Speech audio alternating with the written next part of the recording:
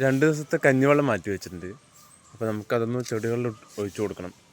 എല്ലാ ചെടിയും അത്യാവശ്യം പൂവിട്ട് നിൽക്കുന്നുണ്ട്, പിന്നെ കായ്ച്ച് നിൽക്കുന്നുണ്ട്.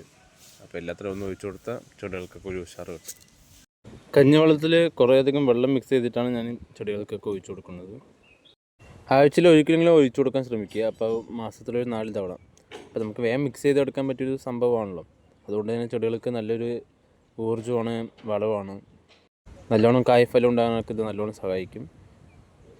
ഇപ്പോൾ വീട്ടിൽ തന്നെ എല്ലാ ചെടികളും നന്നായിട്ട് കായ്ച്ചു നിൽക്കുന്നുണ്ട്. ഇപ്പോൾ തക്കാളി ആയിക്കോട്ടെ, ഉള്ളി, പച്ചമുളക്, ഈ ഒരു രീതിയിൽ ചെയ്തതുകൊണ്ട് തന്നെ നല്ലൊരു മാറ്റം എനിക്ക് കാണാൻ സാധിച്ചിട്ടുണ്ട്.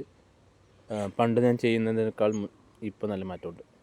പിന്നെ അതുപോലെ തന്നെ ഈ പപ്പായ ചെടിയൊക്കെ ഒന്ന് മാറ്റി നടണം. കാരണം ഇത് ഞാൻ വിത്തിട്ടതാണ്, ചുവപ്പ് പപ്പായൻ്റെ വിത്തിട്ടതാണ്. അപ്പോൾ ഇതൊക്കെ ഒന്ന് നമുക്ക് മാറ്റി നട്ടാലേ കയറ്റ് നല്ല രീതിക്ക് വരും. അതുപോലെ തന്നെ പപ്പായൻ്റെ ആരോഗ്യത്തിന് അതാണ് നല്ലത്.